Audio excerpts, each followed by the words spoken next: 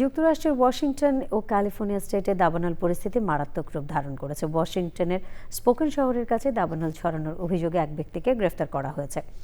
অগ্নি নির্বাপক দল ও ন্যাশনাল গার্ডের সদস্যরা হেলিকপ্টার ব্যবহার করে আগুন নিয়ন্ত্রণের চেষ্টা করছেন। ইতিমধ্যে প্রায় ৬৭,০০০ মানুষ ঘরবাড়ি ছেড়ে নিরাপদ স্থানে আশ্রয় নিয়েছেন। ডেস্ক রিপোর্টে বিস্তারিত।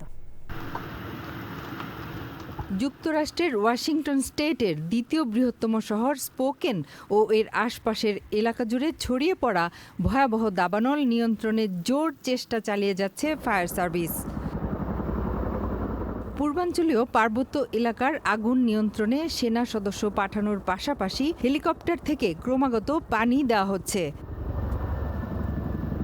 পুলিশ জানিয়েছে, স্পোকেনের সবচেয়ে বিধ্বংসী ওল্ড ট্রেলস দাবানলটি পরিকল্পিতভাবে আগুন লাগানোর মাধ্যমে সৃষ্টি। ঘটনায় জড়িত থাকার অভিযোগে ৩৭ বছর বয়সী এক যুবককে গ্রেপ্তার করে $1 মিলিয়ন বন্ডে আটকে রাখা হয়েছে। অগ্নিকাণ্ডে অন্তত ৮৫০টি ভবন ক্ষতিগ্রস্ত ও ধ্বংস হয়েছে। দাবানলের হাত থেকে বাঁচাতে ওই এলাকার ৬৭,০০০ বাসিন্দা নিরাপদ স্থানে সরে গেছেন। স্থানীয় কনভেনশন সেন্টার ও হোটেলে অবস্থান নেওয়া গৃহহীন মানুষকে সাহায্য করছে স্থানীয় প্রশাসন। একই সময়ে ক্যালিফোর্নিয়ায় গ্যান ফায়ার দাবানলটি ৭,০০০ একরের বেশি এলাকায় ছড়িয়ে পড়ায় সেখানে জরুরি অবস্থা ঘোষণা করা হয়েছে।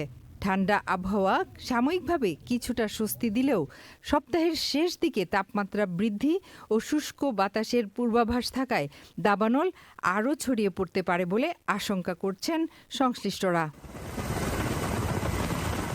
International desk report, channel I.